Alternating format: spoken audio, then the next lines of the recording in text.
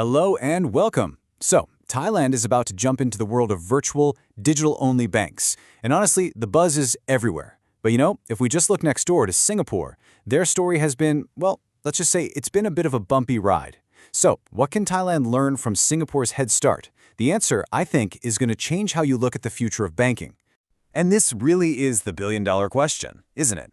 Are these super slick, app-based banks really the future, the thing that's going to make old-school branches obsolete? Or are they just a massive, high-stakes gamble that might not actually pay off? Well, the early data from Singapore gives us a fascinating and, frankly, a pretty shocking first look. Okay, let's just get straight to the numbers, because they tell a heck of a story. In 2024, Singapore's three main virtual banks, they posted a combined loss of over 358 million Singapore dollars. They are deep in the red. Now, in that exact same period, the big three traditional banks, they pulled in a mind-boggling $25 billion in profit. That is not a gap, my friends. That is a canyon. It just makes you ask one simple question. What is going on here? And that brings us to what I'm calling the Singapore paradox. You've got all this hype, all this cutting-edge technology, some really powerful companies backing them. So why are these brand new banks finding it so incredibly hard to actually make any money? Well, it's not just one thing. It's more like a whole set of major hurdles they're all trying to clear at the same time. When you really dig in, their struggle boils down to these four big headwinds. First, they're jumping into a market that's already jam-packed. Second, they have to pay way more just to get their hands on money. Third, their main way of making money, lending, is still tiny. And all the while, the giants they're supposed to be disrupting are fighting back and fighting back hard. So let's break down that first hurdle, market saturation. Look, unlike a lot of other places, almost every single adult in Singapore already has a bank account. So these new virtual banks, they aren't just signing up people who've never banked before. No, they have to convince people to switch. And that is a much, much tougher job. This quote just nails the problem perfectly. Many working people don't see a reason to switch main banks. Someone might open a virtual bank account to get a sweet sign-up deal, sure. But to get them to actually move their salary over, to make it their main bank, that's a huge mental barrier. People have this deep-seated trust and, frankly, just habit with the big guys that a flashy app can't break overnight.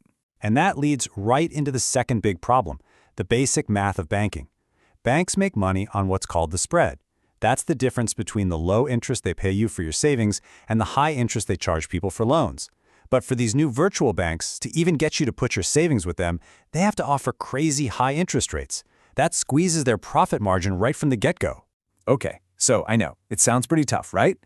But here's the thing. These banks are not just sitting around and losing money. They're smart, they're adapting. They're shifting their whole strategy from just grabbing users to actually building a business that can last. They have a new playbook, and it's all about finding the cracks that the big banks left behind. This new playbook seems to be a pretty clear three-step pivot. First, they're going to stop trying to fight the big banks for the same old customers. Instead, they're focusing on a group that often gets ignored, the underserved. Second, they're using the massive power of the giant companies that own them.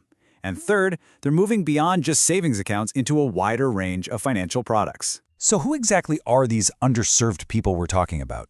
Well, think about freelancers, gig economy workers like ride-hailing drivers, people who sell things online, or even young people just starting out. These are folks who have an income, but it's not that clean, steady, monthly paycheck that a traditional bank's computer model can easily understand. They often can't get a simple loan or a credit card. For a virtual bank, that's not a problem. That's a huge opportunity. And this is where they pull out their secret weapon, the ecosystem. This isn't just about cool branding. GXS can literally offer a loan to a Grab driver based on their driving history and earnings. Maribank can look at a Shopee seller's sales and say, yep, you're good for a loan. TrustBank gives you real discounts at the fair price grocery store. They are turning our everyday lives into banking moments, giving us a powerful reason to use them again and again. All right, so we've taken a deep dive into the Singapore experiment. Now let's bring it all back home. What are the really critical, must-know lessons for Thailand as it starts its own virtual banking journey? You could say Singapore has already run the first lap of the race for them, and now Thailand gets to see exactly where all the pitfalls are. Okay, lesson number one, and this might be the single most important one. Patience. Getting to the point where you're actually making money is not a sprint. It is a marathon. We're talking a realistic time frame of 4 to 7 years. Any pressure to show profits in the short term is just going to force these new banks to take on bad, dangerous risks. This all puts Thailand's new virtual banks at a fork in the road. They can go down the wrong path, which is to just get into a brutal, cash-burning war over who can offer the highest interest rate on savings. That's a race to the bottom. Or they can choose the right path, compete on actual value, create products that solve real problems, and focus on bringing more people into the financial system. Because this is where the real mission is. The biggest prize for virtual banks in Thailand is not stealing a few wealthy customers from the incumbents. It's about closing the massive credit gap. It's about serving the millions of small business owners, freelancers, and even farmers who are a huge part of the modern economy, but are pretty much invisible to the old banking system. So how on earth can they do that? By using data in a totally new way. Instead of just asking for a salary slip, they can look at a small shop's sales history on an e-commerce platform. They can analyze e-wallet transactions. They can even look at supply chain data. This kind of alternative data paints a much richer, more accurate picture of who's a good risk, letting them lend to people who were always told no before. This all leads to a final, and I think really crucial point. If the goal isn't just about short-term profits, then we need a completely new way to measure what success even looks like. The old metrics, counting app downloads or how much money they get in the first week, they just don't tell the real story. We've got to look deeper. This means we have to look past the initial hype. Instead of just cheering for 1 million downloads, the real questions we should be asking are people actually using this app every day? Is it becoming their main bank? And maybe most importantly, is the bank making smart loans? For instance, that metric CAC versus LTV, it's a fancy way of asking a simple question.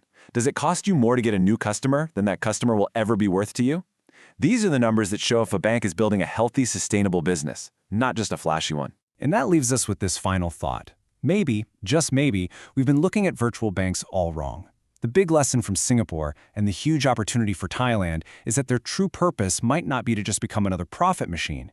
Instead, they could be a powerful tool for market reform, a way to build a financial system that works better for everyone.